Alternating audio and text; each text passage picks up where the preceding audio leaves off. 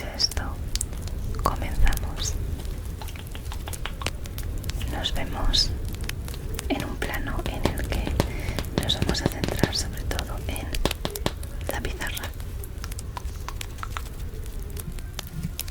Vale. Comencemos con unas definiciones previas. Hablar del relato fantástico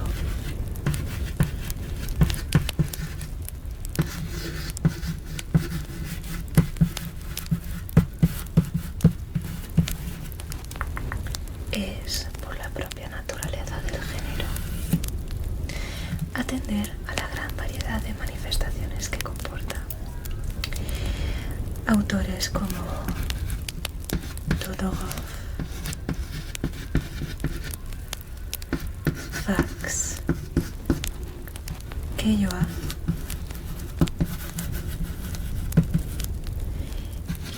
y Herrero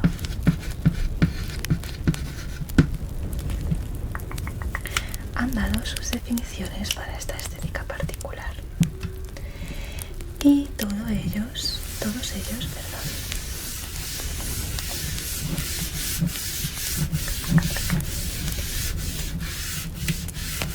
parecen coincidir en un aspecto elemental de lo fantástico. Se trata de una disrupción.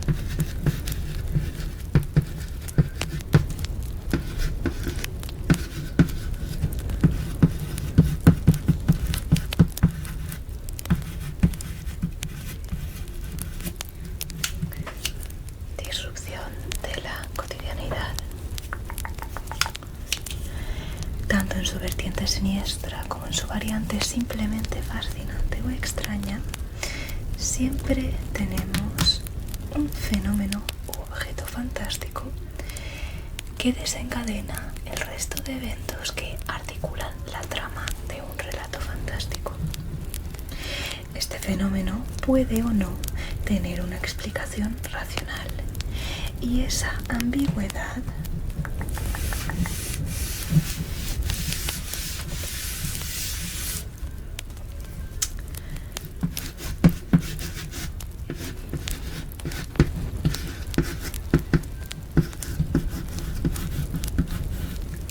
es la característica esencial de lo fantástico. El no saber verdaderamente si los eventos descritos a lo largo del relato son verdaderos o no, si podrían haberse dado de verdad, si podrían haber tenido lugar o no. Es un poco la gracia, por así decirlo, del género.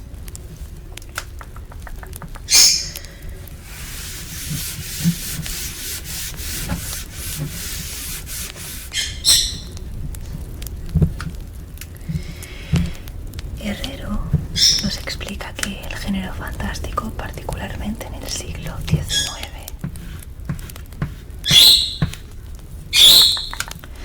explora las obsesiones que genera en la interioridad humana el enigma de la muerte,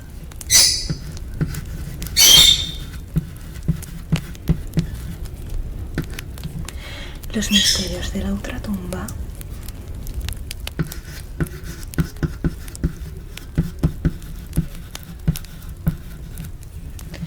aquí podemos meter las dinámicas entre vivos y muertos, y las fantasías nacidas ante la contradicción entre el dinamismo del amor y la fuerza destructora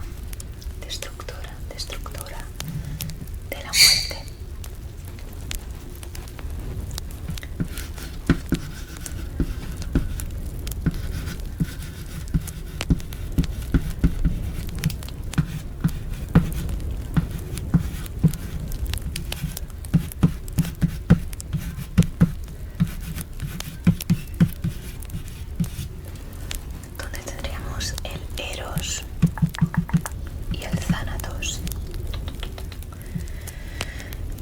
Es de esta dinámica entre el amor y la muerte de donde nace la renovación del tema de la muerta viva en el siglo XIX. Y digo renovación por algo que os voy a explicar un poquito más adelante.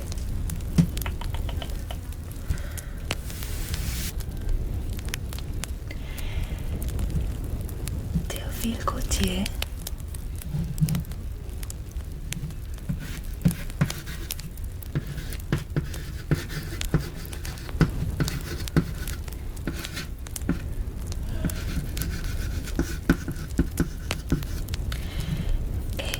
de entre los autores románticos de relatos fantásticos, el más emblemático por su concepción y reescritura continua de diversas muertas vivas.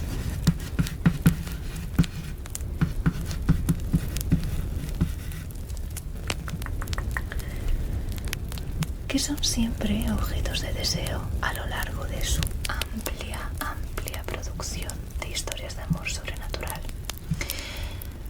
Desde Clarimonde, una vampiresa que busca corromper y seducir a un sacerdote, hasta Spirit, la aparición etérea que cuida de su amado hasta que éste finalmente muere para poder ser reunidos, Gautier explora todos los aspectos de esta figura que parece congelar en el tiempo las pasiones del alma. Bien, a lo largo de este vídeo me propongo varias cosas. La primera, ofreceros una vista panorámica de sus relatos fantásticos, reparando en algunos que me parecen de especial interés. La segunda, hablar sobre el tema de la muerta viva como respuesta a esa búsqueda de un amor perenne, eterno e inmortal. La tercera, ofrecer un contraste y una perspectiva distinta sobre el tema, hablando brevemente sobre el autor naturalista Guy de Maupassant y algunos de sus relatos fantásticos. Y por último, hacer un pequeño balance entre los autores que permite ilustrar la evolución del pensamiento literario a lo largo del siglo. Y si al final de este ratito tenéis una vista general de los rasgos y temas más característicos de estos relatos de Gautier, entonces habré cumplido mi cometido.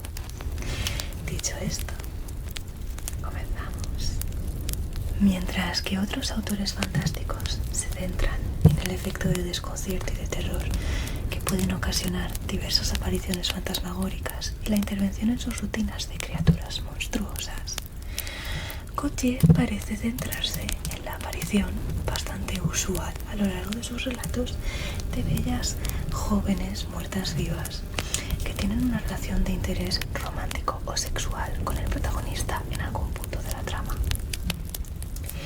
Bien, al hablar de Gautier y de relatos en los que aparecen muertas vivas, es interesante tener en mente la distinción y diferenciación entre la necrofilia y los tipos de necromancia que se pueden ver representados en una obra literaria.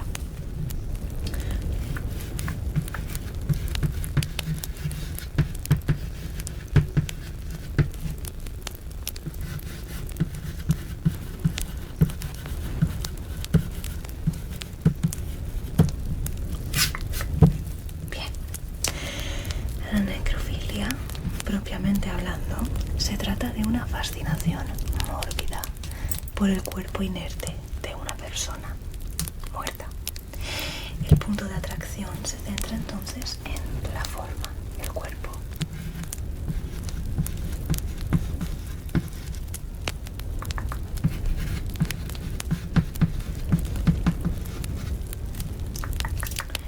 Por ende, la materia. Cuando hablamos de relatos en los que la muerta viva es un cuerpo tangible, es decir,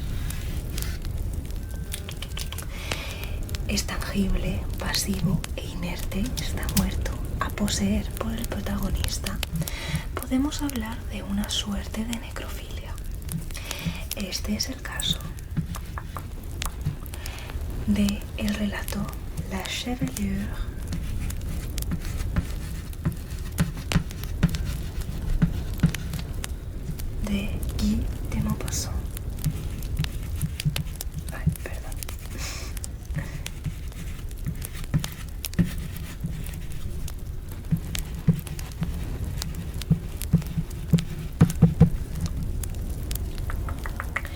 De este relato os hablaré más adelante. Perdón por la moto.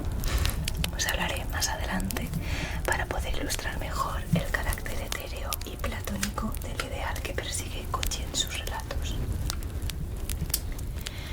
Sin embargo, cuando hablamos de la reanimación de cuerpos o de la invocación mágica o misteriosa de almas, estamos hablando de necromancia y esciomancia respectivamente.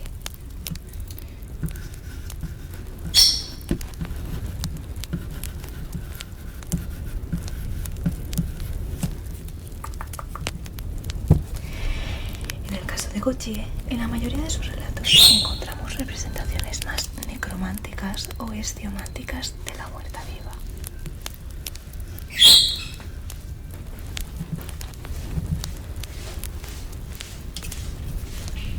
Que suponen un evento enigmático sin aparente explicación racional. Recordemos que la necromancia se refiere a la reanimación del cuerpo.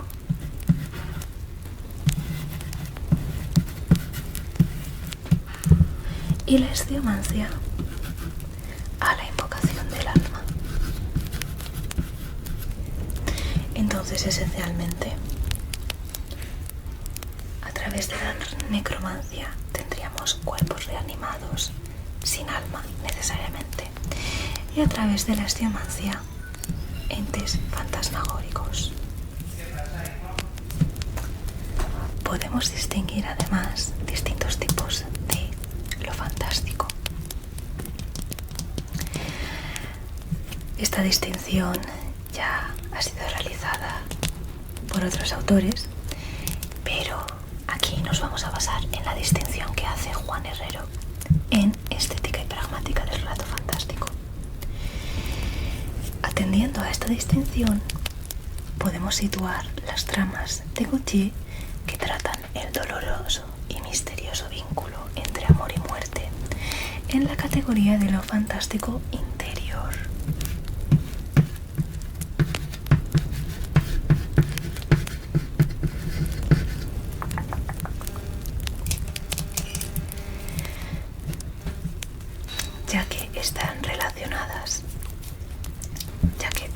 Está relacionado con la percepción subjetiva del sujeto y de sus emociones. En estos relatos, las circunstancias fantásticas se van a dar debido a los intensos sentimientos de los protagonistas.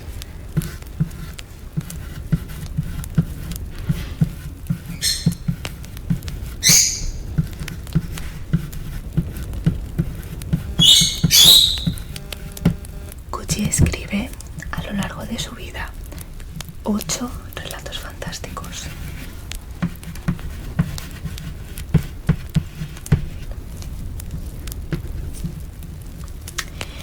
Tenemos La Cafetière,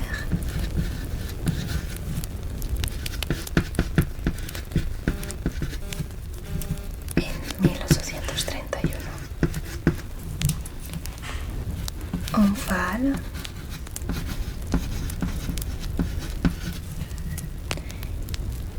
en 1834.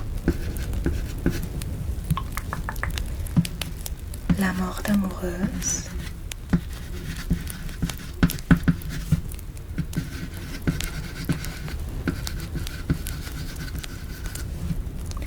en 1836, que es el relato fantástico más emblemático de Goji. Le pied de momie, en 1840.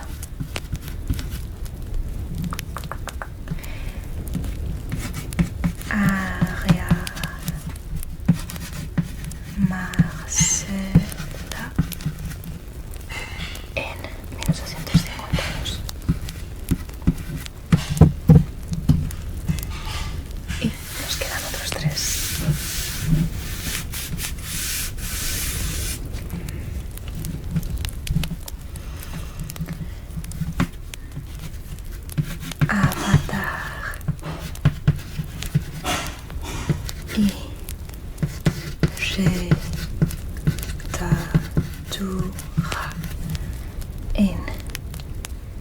1856. Y finalmente, y el más importante en mi opinión, Spirit, escrito en 1865.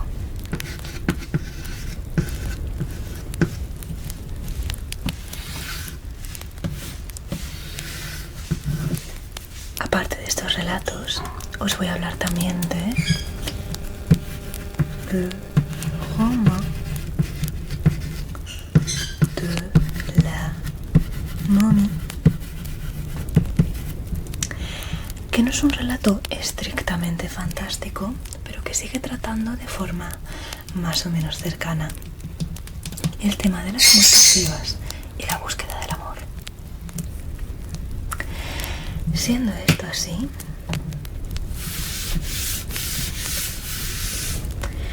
los relatos que podemos calificar de necrománticos en la obra de Gautier son Aria Marcella, Le roman de la momie y Spirit, que presenta especial importancia para nosotros dentro de este vídeo. Estos relatos son necrománticos porque representan la reanimación de muertos o la invocación de sus almas, en lugar de la profanación de cuerpos inertes que no podrían consentir a dichas relaciones o dinámicas.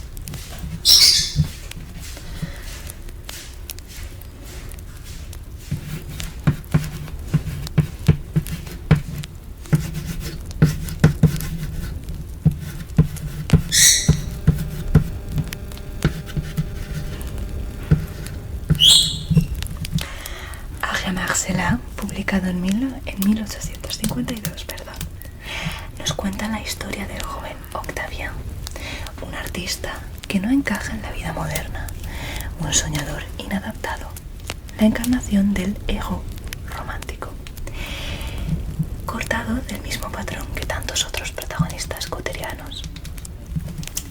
En un viaje con amigos al Museo Arqueológico de Nápoles, queda prendado de la huella de un torso femenino.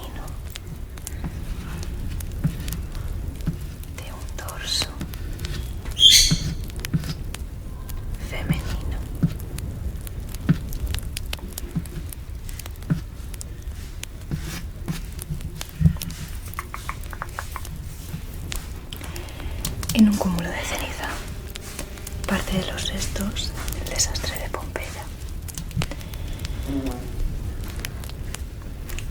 Es de por sí relativamente cuestionable que sea esta parte en concreto de la mujer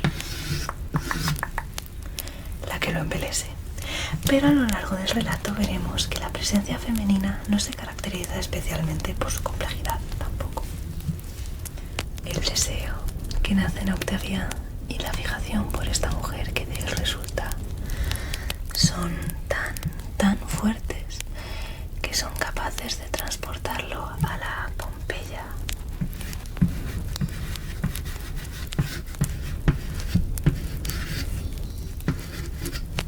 del siglo X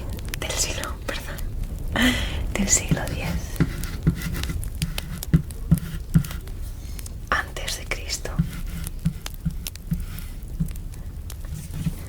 Esa misma noche,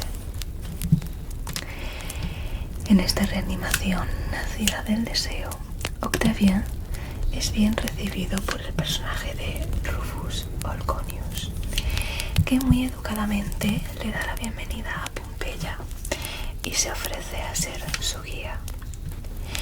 A través de esta conversación, Octavien es introducido en lo fantástico y con la educada oferta de Rufus se asienta una especie de contrato con el más allá.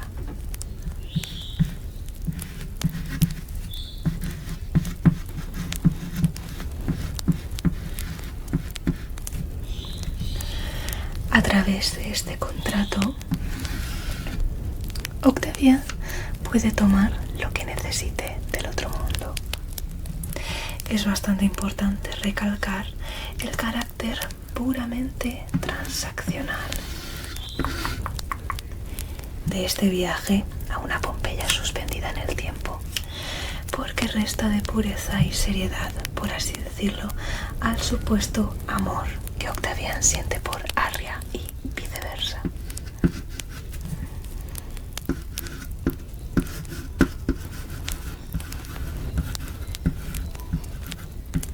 Gautier había leído extensivamente sobre los monumentos de Pompeya y sobre los egipcios. Vio grabados y leyó muchos ensayos reconstitutivos que teorizaban sobre cómo había podido ser la vida en estas sociedades lejanas. Y para la mente del siglo XIX, estas sociedades también eran bastante exóticas.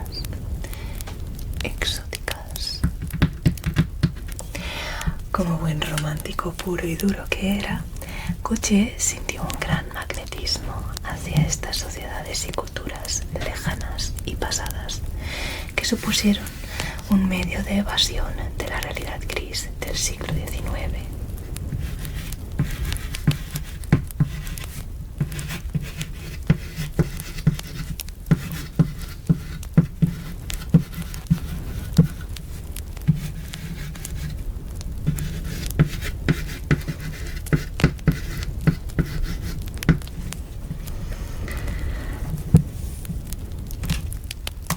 Esto resultó en un intento de la resurrección del pasado a través de los relatos de Gautier por parte del autor. Como vamos a ver, varios de sus relatos tratan con estos paisajes y personajes lejanos. Además, las imágenes femeninas asociadas a lo seductor y a lo carnal recuerdan a Cleopatra, con quien compara a Arria Marcela en cierto punto del relato.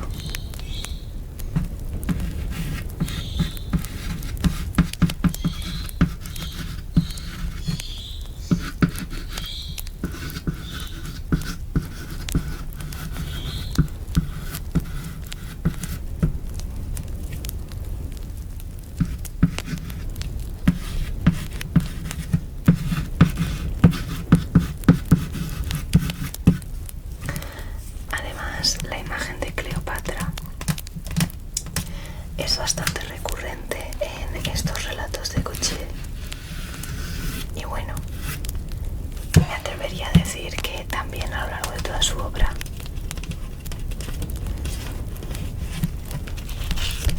Era un verdadero esteta. Y, como he dicho, le encantaban las sociedades antiguas. Y ante todo le fascinaba la idea de la opulencia de Cleopatra, esa belleza estatuesca, por así decirlo. Continuemos. La reanimación del cuerpo de la joven puede explicarse porque bebe de una especie de brebaje.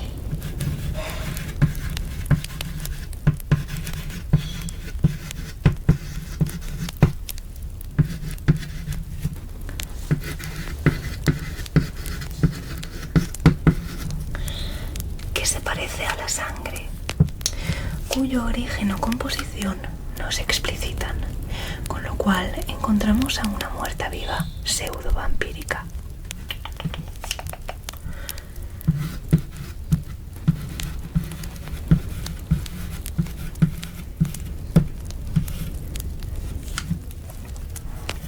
Aún así, es la propia Arria la que explica la verdadera razón de su no muerte.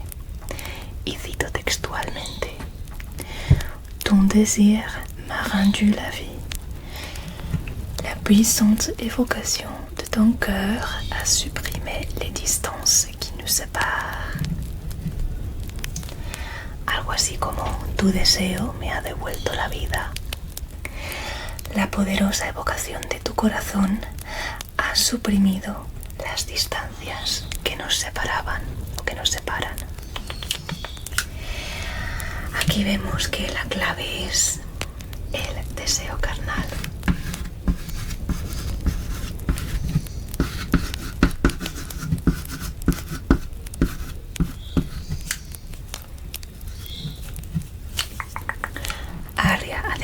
es descrita como una suerte de devorahombres y es acusada por su padre de, cito, bueno, parafraseo verdaderamente, invadir con sus amores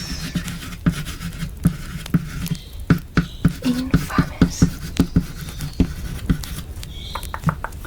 hasta los siglos a los que no pertenece. Al ser una relación puramente basada en la obsesión carnal.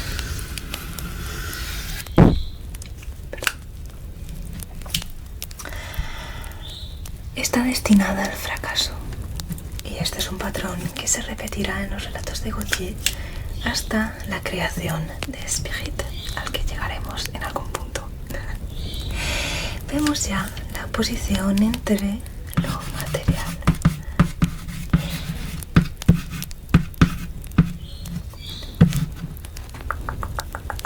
que es lo carnal y lo virtuoso o espiritual.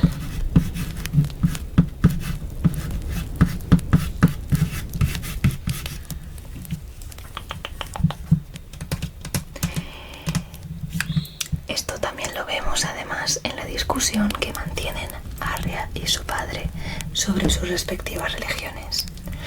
Arria se encuentra ligada a las deidades romanas, que se describen como más humanas y volátiles. Mientras que Arrius, su padre, es defensor del dios cristiano incorpóreo, omnisciente, omnipotente y símbolo de un cierto código de valores y conductas. Arrius ruega a Octavian dejar de lado a Arria para salvar su alma, llamándolo jeune chrétien, joven cristiano, oponiéndolo así a su hija, que además compara a un gusano.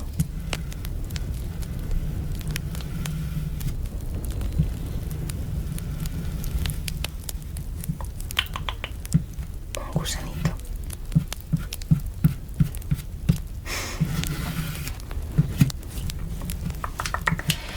Al ser un simple objeto de deseo, Arria es desvalorizada e insultada en cuanto osa no ceñirse al ideal puro y etéreo del autor. Continuemos con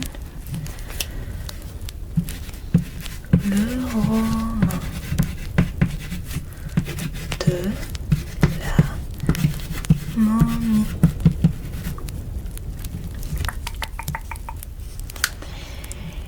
La novela de la momia en 1857. Es un relato bastante similar en temática al de Henri Marcella. Si veis que voy cambiando la pronunciación del nombre es porque a veces me sale de una manera y a veces me sale de otra. Bueno, en este relato también tenemos un protagonista solitario, soñador, que revive a través de su deseo. Y aquí podríamos hablar de las teorías del mesmerismo o magnetismo animal, pero bueno, me lo dejaré para un vídeo en el futuro. Revive a través de su deseo la existencia de una momia egipcia de la que se queda prendado.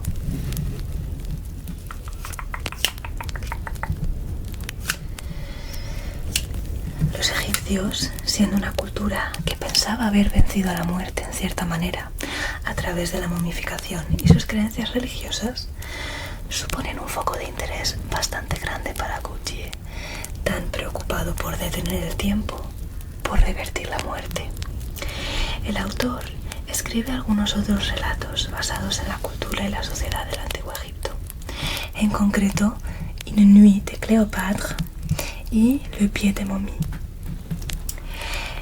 En Le roman de la momie, sin embargo, aunque la trama es similar a la de Henri Marcella, hay una diferencia.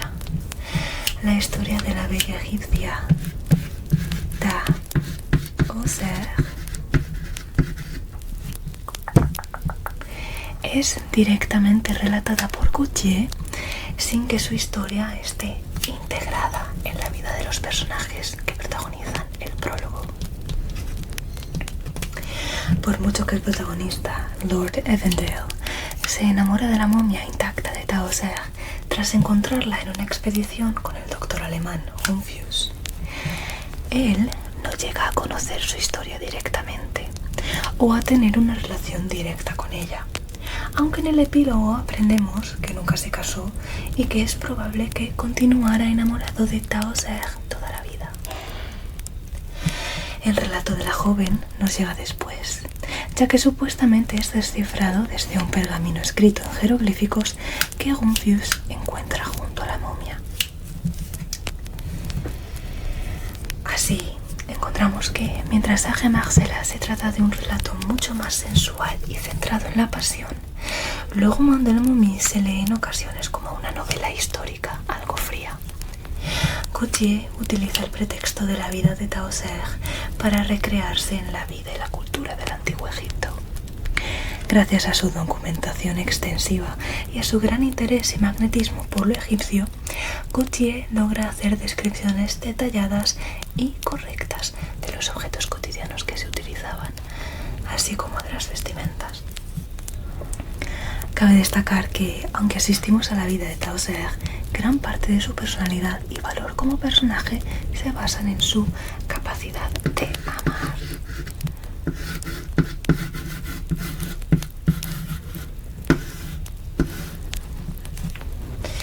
Todo el relato de su vida culmina con una frase bastante simple e insulsa. Cito textualmente: Tahoser attendit en vain Pharaon et régna sur l'Égypte. Puis, elle mourut au bout de peu de temps. Traducido: Tahoser esperó en vano al faraón y reinó sobre Egipto. Después ella murió al cabo de un poco de tiempo.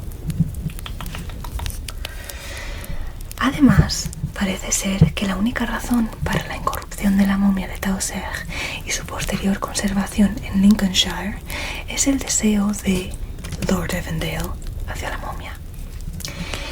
Este deseo es tan grande que se niega a donar al Museo Británico, cuando sería un prodigioso hallazgo arqueológico de gran interés científico, sobre todo para los estándares de la época. Podemos ver que el egoísmo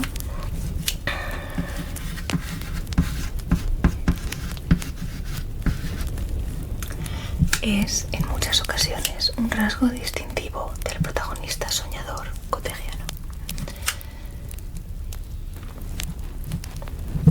Y bien, llegamos a la estrella de este vídeo.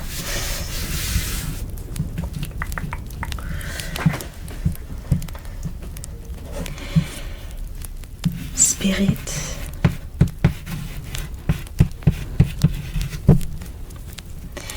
es publicado en 1865 y, según la mayoría de los investigadores que nos interesamos por Gautier, es el más pulido relato fantástico del autor. También es el último, ¿vale?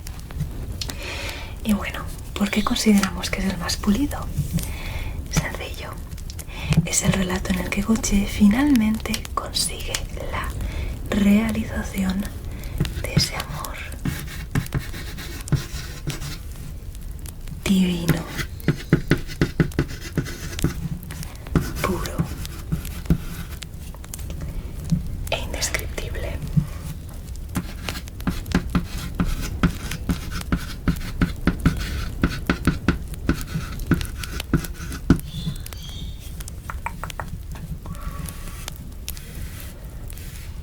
Y lo hace a través del tema de la muerta viva, del que os voy a hablar en el siguiente apartado.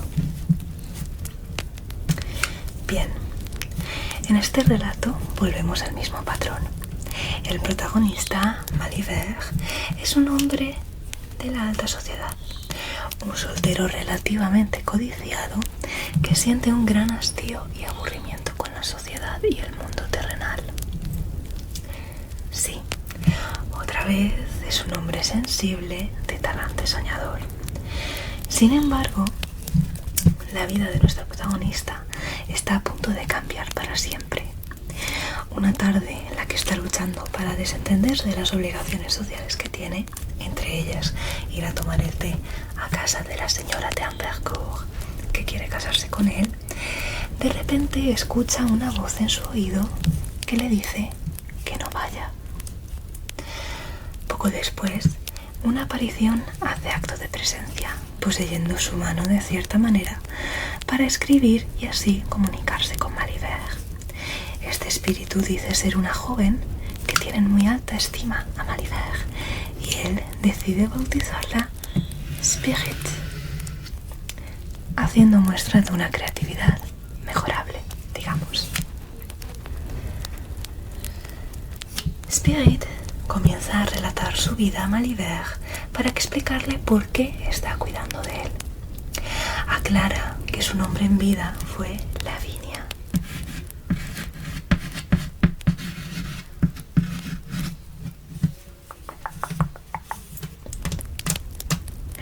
Y que era una joven que, enamorada de Malivert y bajo la falsa impresión de que ya estaba comprometido con la señora d'Ambercourt, se fue a un convento para tratar de olvidar este amor culpable por un hombre en teoría casado. Lejos de olvidarse de Malivert, su amor por él la hace enfermar gravemente, minando sus fuerzas día a día hasta que finalmente muere a los 18 años de edad. Una criaturilla, vamos. Spirit deja saber a Malivert que, ahora que sabe que verdaderamente no está casado, puede amarlo tanto como quiera desde el otro lado, hasta que inevitablemente se unan.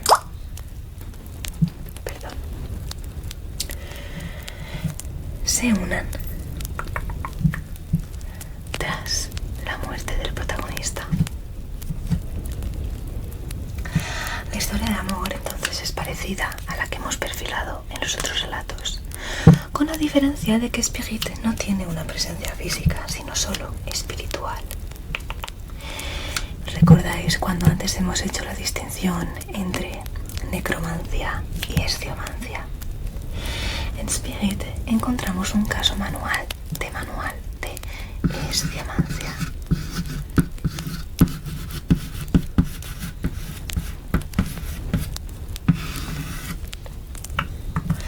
Aquí lo único que se invoca es a la sombra, al alma de Spirit, que además se diferencia explícitamente en el texto del cuerpo que pertenecía a Lavinia.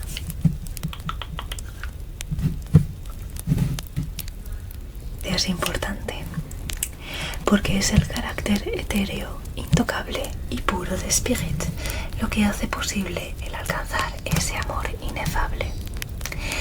En el resto de relatos de Gautier, las relaciones retratadas, al ser demasiado carnales o involucrar a muertas vivas más bien fatales o esquivas, no pueden llegar a la fruición que él busca. Posee una visión neoplatónica del amor, al ser el más noble de los sentimientos en su obra. Gautier parece considerar a lo largo del desarrollo de sus relatos que el amor etéreo compartido entre almas, sin la presencia volátil y mutable del cuerpo, es el único amor verdadero.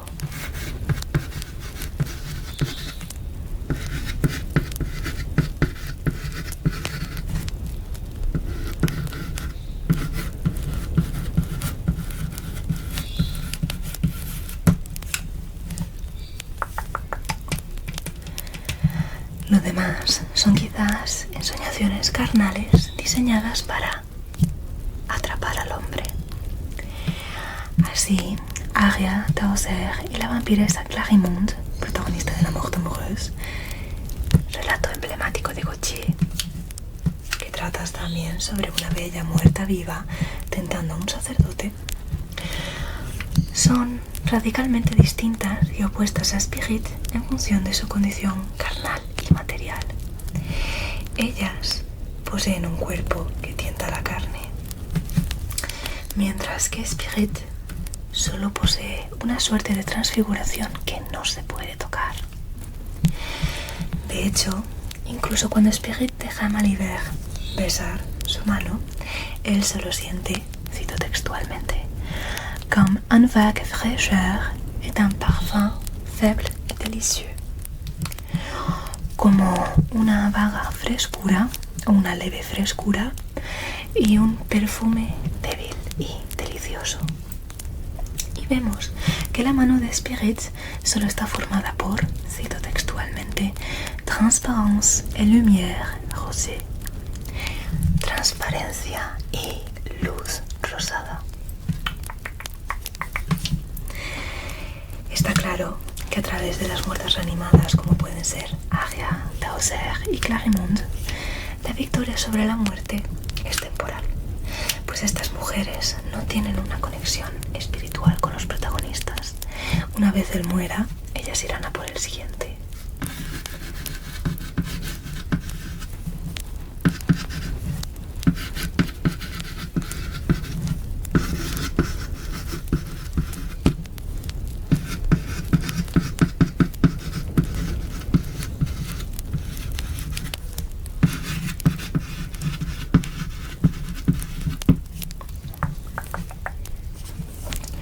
Pero es con Spirit, que encarna el tema medieval de la muerta viva casi al pie de la letra, que Gautier encuentra la victoria definitiva sobre la muerte y el paso destructor del tiempo.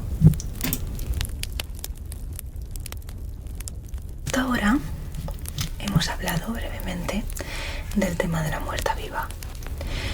Para no liarnos, vamos a dejar clara muy brevemente la definición de tema que vamos a utilizar ahora mismo, según fue detallada por Raymond Trousseau.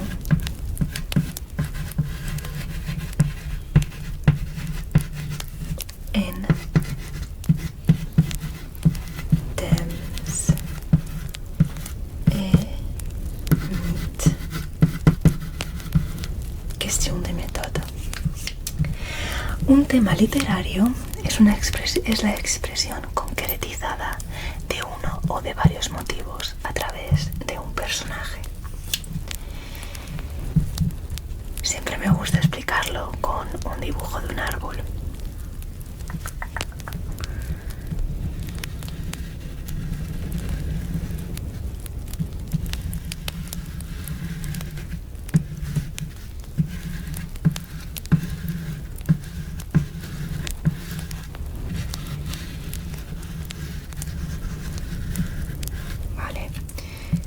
Hagamos como que esto es un árbol, ¿ok? Esto sería el tema. Y las ramitas serían los motivos. Vale. Entonces es la concretización, ¿vale? A través de un personaje. Esto digamos que sería...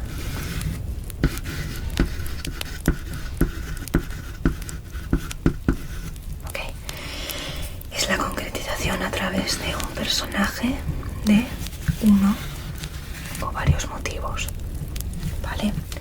Un motivo puede ser un concepto abstracto como la seducción, la belleza o el ingenio, una situación o la parte de una trama, un espacio, un objeto, una imagen repetitiva. Por ejemplo, el tema de Prometeo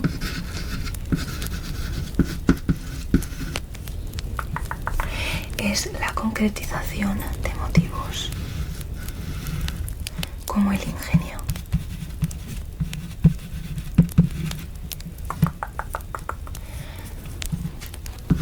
La rebeldía.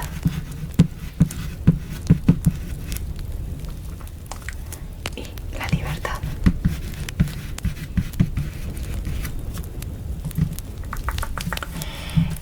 Al igual que, por ejemplo, el motivo de la seducción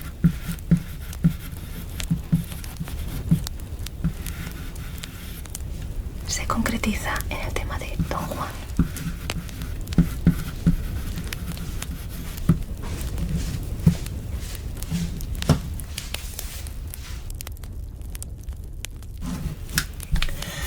Así, el tema de la muerte viva es la concretización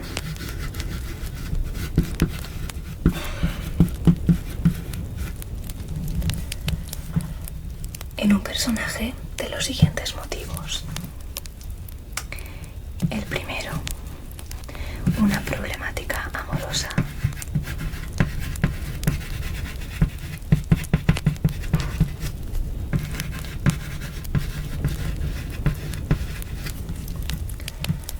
Que es normalmente generada por un amor imposible. La muerte, real o figurada, de la heroína.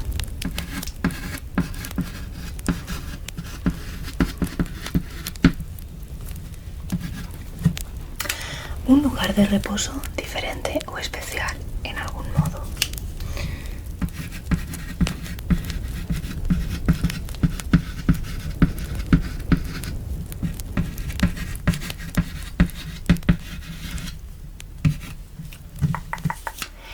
Y por último, pero no por ello menos importante, la belleza.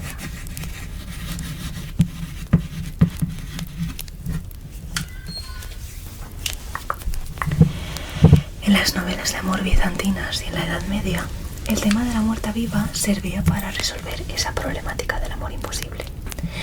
La heroína o protagonista de un relato se ve involucrada en un amor culpable o adúltero y debe sufrir una muerte metafórica o una dormición.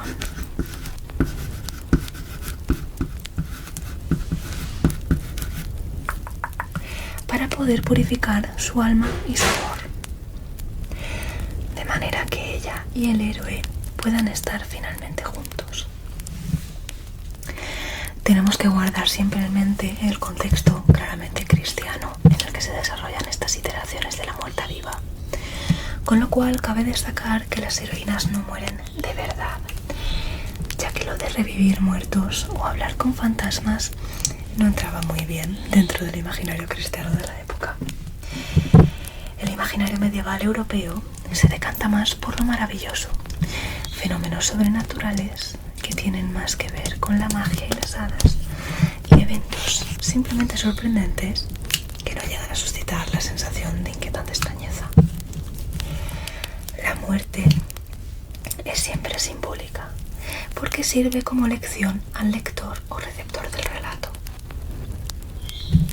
Ahora bien, no sé si estaréis familiarizados con los lais de María de Francia. Si no, ya os familiarizo yo un poquito ahora. Recomiendo aún así leer los lais porque, aunque es verdad que puede ser que tengamos alguna idea sobre la literatura medieval y tengáis una cierta imagen de ella, creo que os vais a llevar una grata sorpresa con lo entretenidas y curiosas que son algunas de las tramas. Dicho eso, para poder ilustraros mejor cómo Gautier utiliza este tema en su obra, tengo que empezar por el personaje medieval que guarda tanta similitud con Spirit.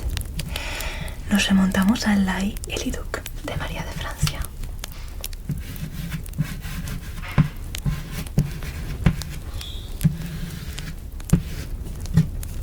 Nuestra muerta viva, Guilliadun.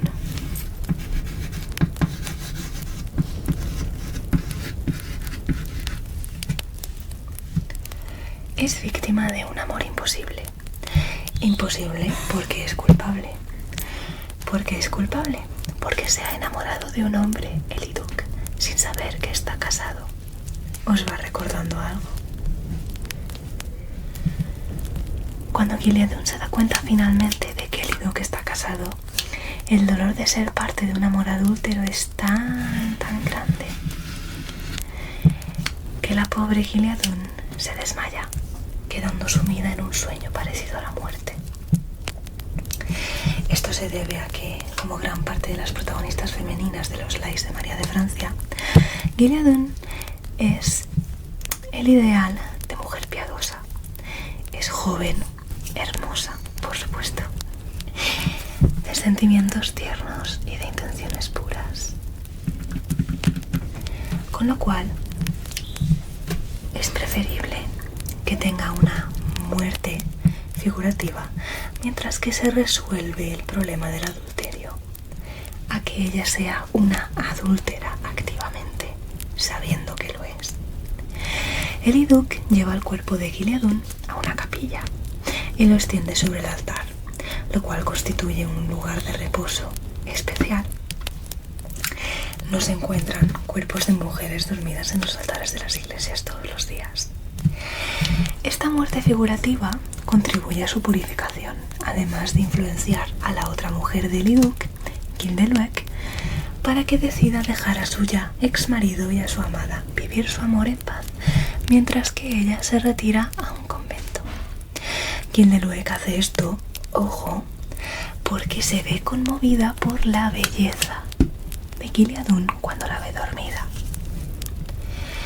Entonces vemos que la muerte aparente de Guiliadun es una herramienta narrativa que permite a la autora resolver el problema del amor imposible.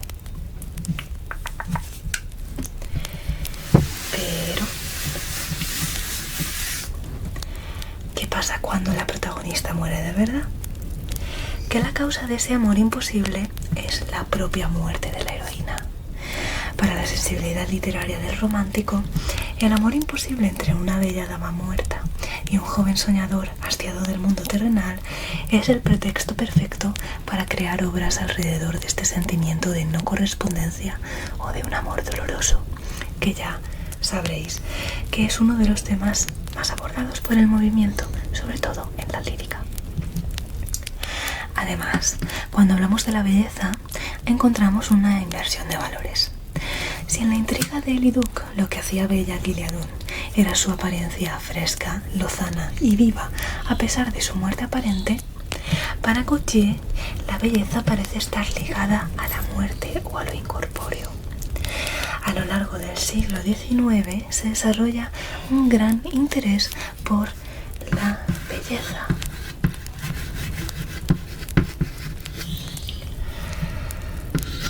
Tormentada y mancillada de Medusa.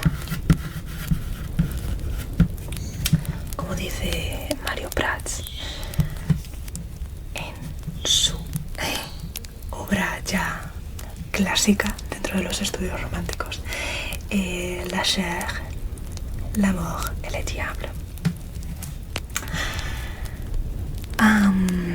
que fue atestiguada por Baudelaire y Victor Hugo, que escribieron en numerosas ocasiones sobre el parentesco entre la belleza y la muerte.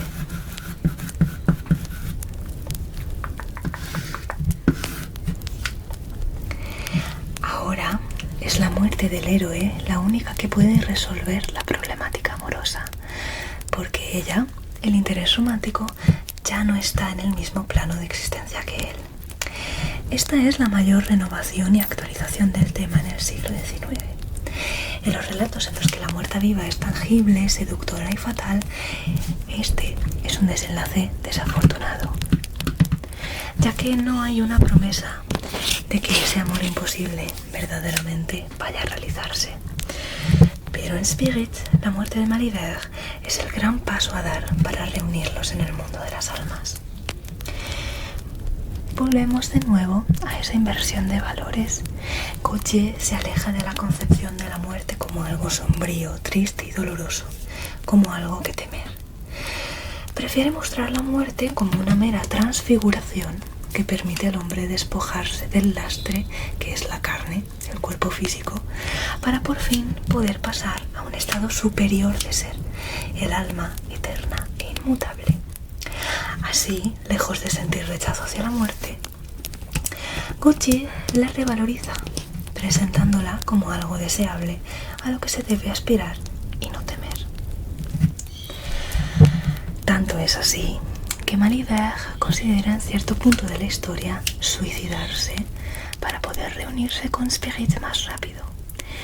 Pero recordáis que habíamos recalcado el parecido entre Spirit y Guilladun de Leduc. Spirit, siendo también una mujer piadosa, de sentimientos tiernos, y encima habiendo sido novicia en vida, no puede tolerar esto. El suicidio, recordemos, es de los peores pecados que uno puede cometer dentro de la fe cristiana, pues según los preceptos de la religión, no está en potestad de los hombres elegir cuándo dar fin a su vida. Es algo que solo Dios puede y debe decidir. Así, cumpliendo su función de espíritu protector y guía de Maliver, Spirit lo disuade, recordándole que, si al final terminara recurriendo al suicidio, el alma de Maliver quedaría desterrada al infierno, damnificada para toda la eternidad, haciendo imposible su reunión en el otro mundo, ya que, obviamente, Spirit está en el cielo. Pero Dios reúne a los que se aman, o eso dice el himno al amor de Edith Piaf. Así que no pasa demasiado tiempo hasta que Maliver muere de repente en un viaje a Grecia, atacado por una banda de delincuentes. La intriga de Spirit entonces nos lleva a la reflexión siguiente. El cuerpo muere o es alterado, corrupto por el paso del tiempo, pero el alma perdura, y es el alma y solo el alma lo que verdaderamente puede experimentar un amor sin fronteras, un amor tan potente y puro que vence incluso las barreras materiales. La obsesión de Gautier por la figura de la muerta viva, sobre todo en esta forma de espectro bello, petrificado en el tiempo, no es sino muestra de su angustia por la muerte y el paso del tiempo. Esta necesidad de invocar a la sombra y no al cuerpo, de llamar a lo inmutable y atemporal en lugar de lo volátil y corruptible, manifiesta la búsqueda de un amor purificador que pueda durar eternamente. El tema de la muerta viva alcanza entonces la meta deseada, la realización del amor imposible.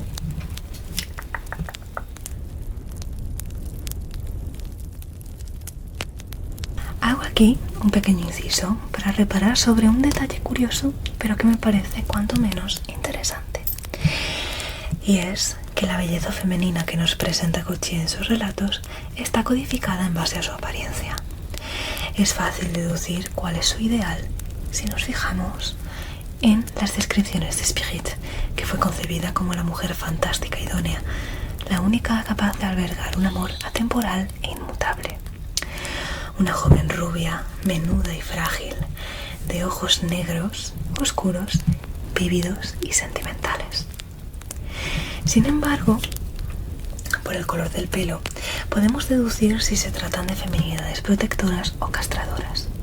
Las morenas son generalmente benévolas, mientras que las rubias evocan sentimientos mucho más arrasadores. Las miradas negras se entregan y absorben a partes iguales. Los ojos verdes, sin embargo, son siempre ligados a la fatalidad, y los azules son muestra de la transparencia, signo de un amor verdadero, como afirma también creo que Ziri Schamek, no sé cómo se pronuncia su nombre, pero voy a dejar su artículo citado en un comentario fijado en el vídeo. Y bueno, esto me lleva a que a menudo a lo largo de este vídeo me escucháis decir que los personajes femeninos no tienen especial complejidad en estos relatos. Y es que en parte se debe a esto. Cuando categorizas y codificas la personalidad de alguien en base a algo tan fortuito como su apariencia física, aplanas su personalidad, reduciéndola a un estereotipo. En la obra de Gautier, la belleza de las muertas vivas parece sobrepasar los estándares normales de una manera tan perfecta, tan impecable, que despierta en los protagonistas un sentimiento amoroso arrasador, tan arrasador que se vuelve algo único, absoluto en sí mismo. Es como si fuera lo único que aspiraran a conseguir en la vida. Se trata de una búsqueda insaciable de un ideal que se les escapa de entre los dedos, que no les es prometido con el resto de muertas vivas corpóreas atadas a la tierra, de la que resurgen hasta que llega Spirit con su brillo etéreo, todo alma, nada carne. Sire Montis, la muerta viva de Le Pied de Momie, es descrita como d'une beauté parfaite, avec les yeux des amandes illustrés de lueur bleuâtre. Traduzco, de una belleza perfecta, con los ojos tallados con forma de almendra, ilustrados con luces azuladas, con tez morena y exótica. Y Aria Marcela, por su parte, es descrita como una morena de ojos oscuros y suaves, d'une beauté merveilleuse, de una belleza maravillosa. Spirit las sobrepasa a todas. La aparición incorpórea posee une beauté dont la beauté mortelle n'est qu'une ombre, una belleza de la cual la belleza mortal no es más que una sombra. No es difícil deducir dónde encuentra Gautier la verdadera belleza. Octavien comprende al ver a Aria Marcela que ella será su primer y último amor. Comprensión que no dura mucho porque de todas maneras se termina casando con otra mujer con la que tiene un matrimonio relativamente feliz, aunque siga pensando en el espejismo de Aria. Pero por su parte, Malivert olvida por completo a todas las mujeres que ha conocido cuando por fin ve a Spirit. Jamás se siente tentado por ninguna otra mujer, aunque bien podría casarse alegando que le es fiel de espíritu al joven, pero que el cuerpo tiene obligaciones terrenales con la sociedad que debe cumplir.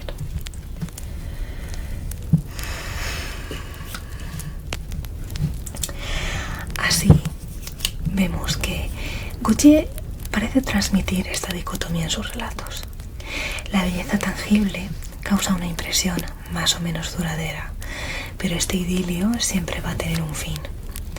Sin embargo, la belleza del alma une a los amados eternamente en un lazo inmutable e inquebrantable. Y aquí es donde me permito hacer un comentario personal y subjetivo, no muy académico o científico por mi parte. Pero si verdaderamente es la belleza del alma lo que importa, ¿por qué Spirit debe tomar la forma de una joven bella, incluso cuando solo es un alma, una nebulosidad espiritual?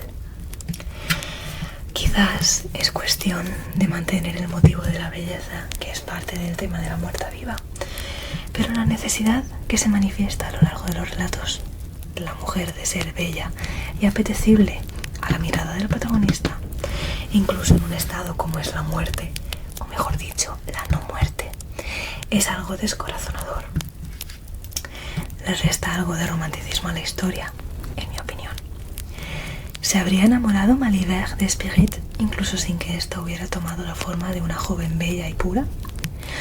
¿Habrían sido suficientes el amor eterno e inmutable de Spirit, además de su devoción por Malivert, para que él se enamorara tan perdidamente de ella si no hubiera presentado una forma convencionalmente atractiva?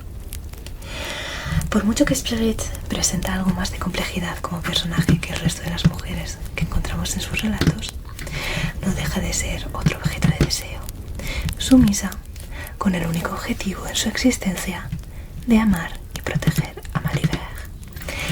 La mujer ideal, como se nos presenta aquí, es un estereotipo igual de dañino que el de la femme fatale, ya que transmite la noción de que una mujer buena y valiosa es aquella que es casta y pura y que dedica su vida a amar y cuidar del hombre que ama, que se vuelve el epicentro de su vida.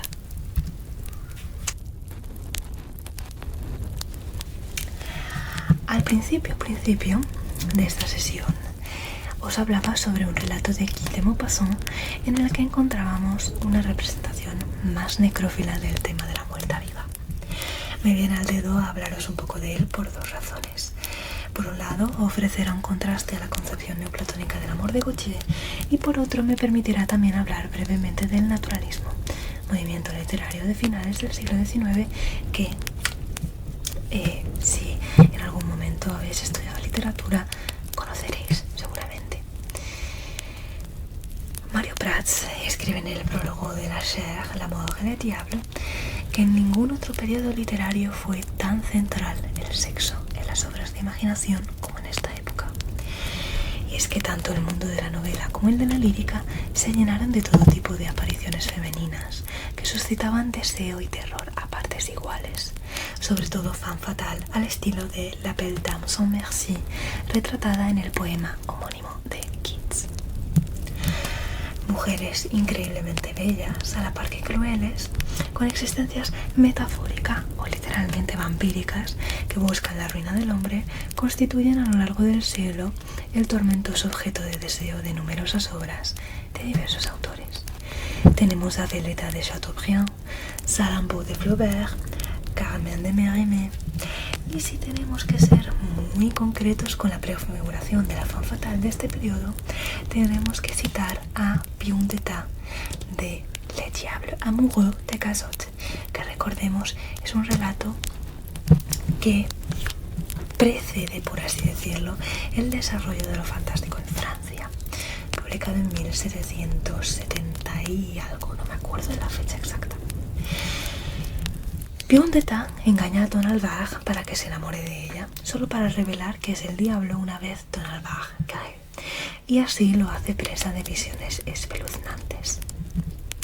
Esta fascinación por las femme fatales derivará a finales de siglo en ciertos tropos que los decadentistas utilizarán para agitar la moral de la sociedad pequeño burguesa, como la necrofilia, el gozo del dolor, y protagonistas masculinos masoquistas en lugar de sádicos, presas siempre de estas mujeres quiméricamente bellas.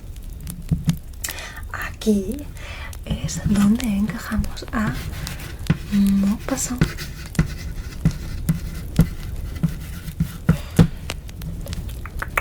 Que también muestra a lo largo de su obra un gran interés, por no decir casi una obsesión, por la figura de la mujer venida del más allá. Sin embargo, si Gaucher nos presenta mujeres bellas y sensuales, tiernas en ocasiones a pesar de su condición de muertas vivas, Maupassant presenta siempre una feminidad mucho más siniestra y peligrosa. En su relato Apparition, el fantasma femenino que pide al protagonista que peine sus largos cabellos negros, aunque bello, solo suscita horror y ansiedad en el protagonista, y por si fuera poco, en su relato La Tombe, el protagonista profana la tumba de una chica enterrada hace poco porque supuestamente la amaba.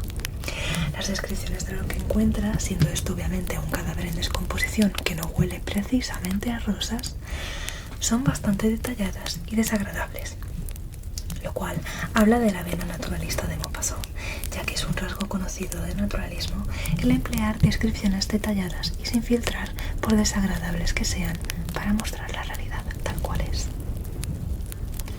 En La Chevelure, encontrar una cabellera de mujer en un mueble antiguo es suficiente para que el protagonista pierda la razón y prácticamente la vida por amar a la mujer que él imagina ha podido ser la dueña de dicha cabellera en vida. Este hombre siente un pavor horrible hacia la muerte, el paso del tiempo.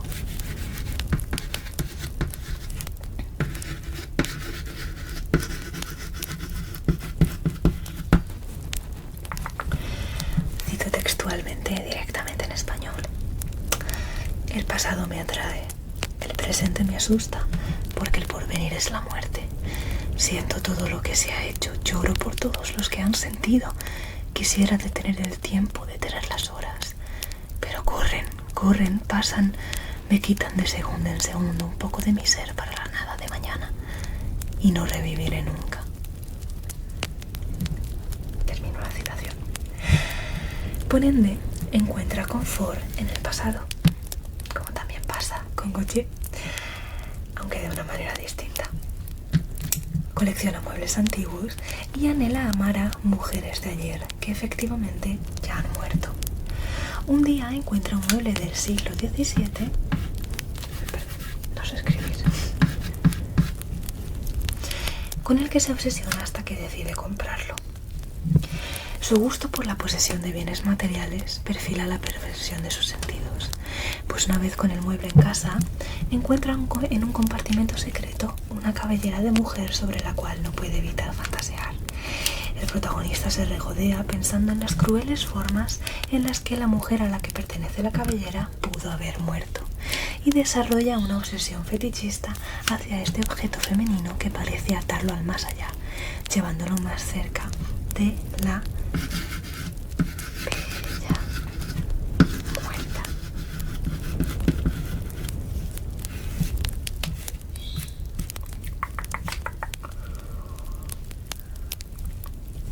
Besa la cabellera, la acaricia, la adora. No puede pasar ni un minuto sin tocarla. Una noche, lo que tanto esperaba finalmente ocurre. Ve la aparición de la bella muerta, tal y como había sido en vida, y a diferencia de Spirit, esta bella muerta tiene una presencia física que el protagonista puede poseer entre sus brazos sin tener que preocuparse por su consentimiento o el posible rechazo. La muerta viva simboliza aquí, aparte de un medio de vencer los estragos del tiempo a través de su belleza petrificada, un medio de satisfacer una ansia de posesión. La locura del protagonista del relato no es sino resultado de su búsqueda desesperada por salir de una existencia solitaria, sin emociones. Vemos entonces que si Gautier aspira a lo incorpóreo y espiritual en sus relatos, Maupassant se inspira continuamente de la fascinación por la fragmentación del cuerpo, sobre todo el femenino, para organizar relatos sombríos sobre hombres sumidos en la miseria por una obsesión. Tal es el caso del protagonista de La Chevelure, que parece alucinar por completo el acostarse con la bella muerta a la que pertenecía la cabellera.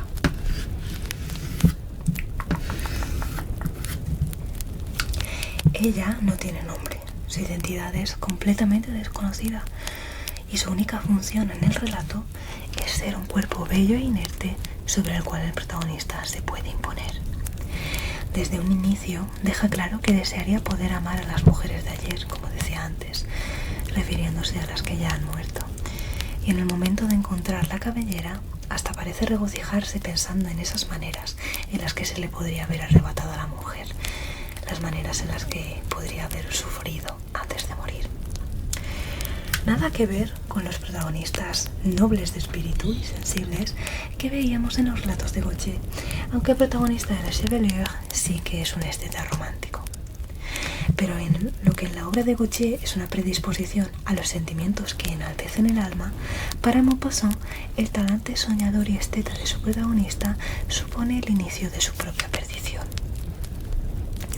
La muerta viva del relato, que carece de nombre y de historia propia, es una presencia fatal y mortífera.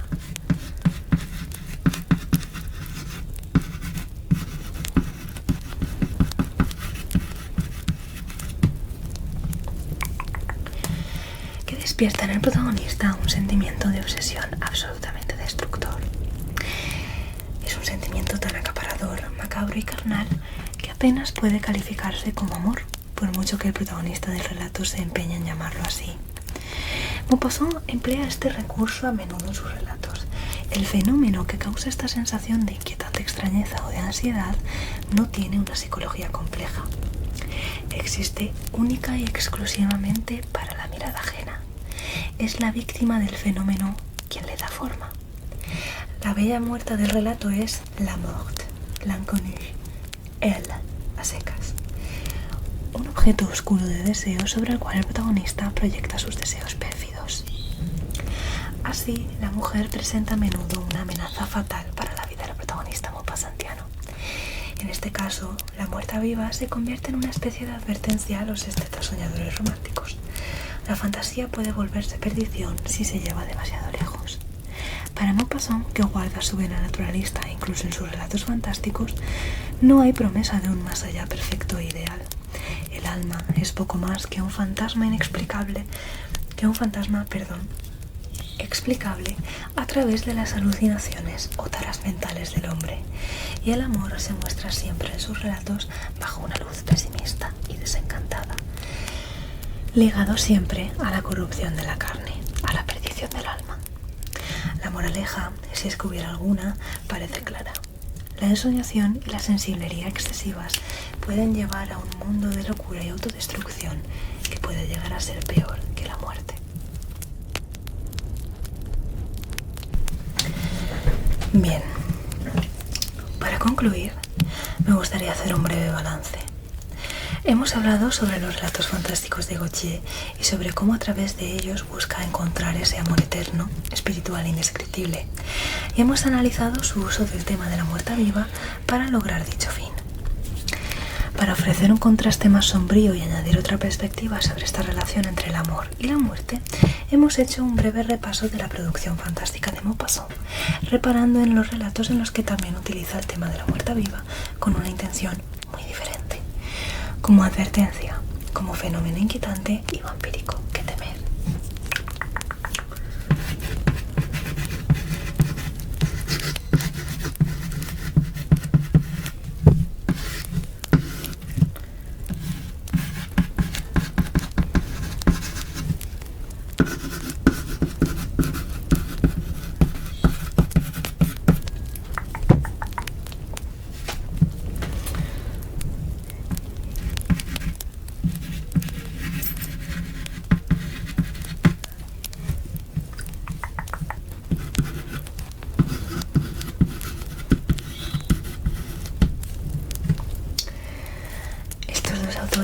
Nos permiten ver también la evolución de la mentalidad a lo largo del siglo XIX. Gautier, que escribe la mayoría de sus relatos en la primera mitad del siglo, nos muestra una visión idealizada y casi mágica en su aspecto espiritual de las relaciones entre un hombre vivo y una mujer muerta. Además, haciendo muestra de una continuidad del tema de la muerta viva con respecto a la concepción medieval del mismo, se muestra fiel a los rasgos del movimiento romántico, tomando como eterna inspiración las civilizaciones y épocas pasadas para poder evadirse de la realidad insatisfactoria que estaba viviendo.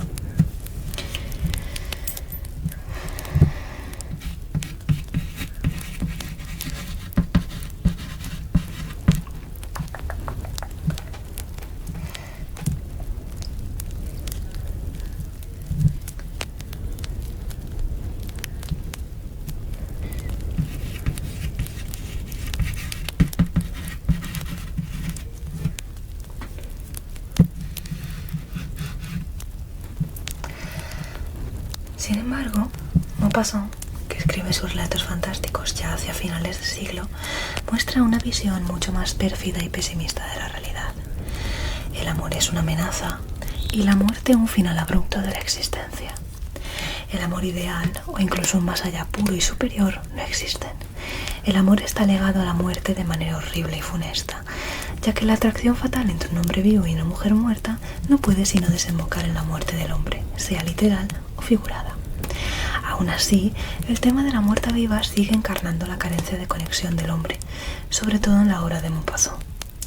Una mujer muerta no puede decir que no, y su belleza engravada de manera sobrenatural permite al hombre sentir un confort temporal gracias a esa pequeña victoria sobre el tiempo.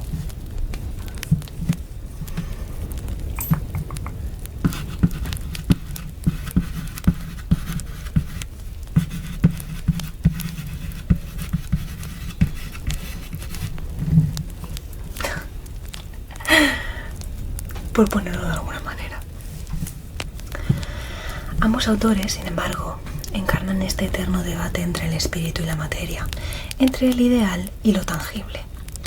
Un inicio de siglo con corazones que aún sienten el deseo de luchar, de aspirar a algo mejor, a algo más bello que lo que se tiene, contrastado con un final de siglo que, ante la sombría realidad que tiene enfrente, solo puede intentar denunciarla a través de su retrato minucioso y objetivo, dejando a un lado la ensoñación y la evasión para hacer frente a lo horrible de la sociedad, centrándose en lo tangible, lo concreto y lo que el hombre puede hacer con ello. Con todo esto, me gustaría cerrar esta charleta que os he dado, dándoos las gracias por prestarme vuestra atención y por haberme cedido este espacio para hablaros e intentar instruiros un poco sobre lo que más me gusta. Merci beaucoup à tous y bonne nuit. Espero que descanséis muy bien y si habéis llegado a esta parte del vídeo, por favor, no dudéis en dejarme un comentario diciéndome qué os ha parecido y si os he animado a leer alguno de estos autores. Muchas gracias. Si veo que os gusta, habrá más vídeos de este estilo en el futuro. Así que bueno, muchas gracias y espero que paséis muy buena noche. Adiós.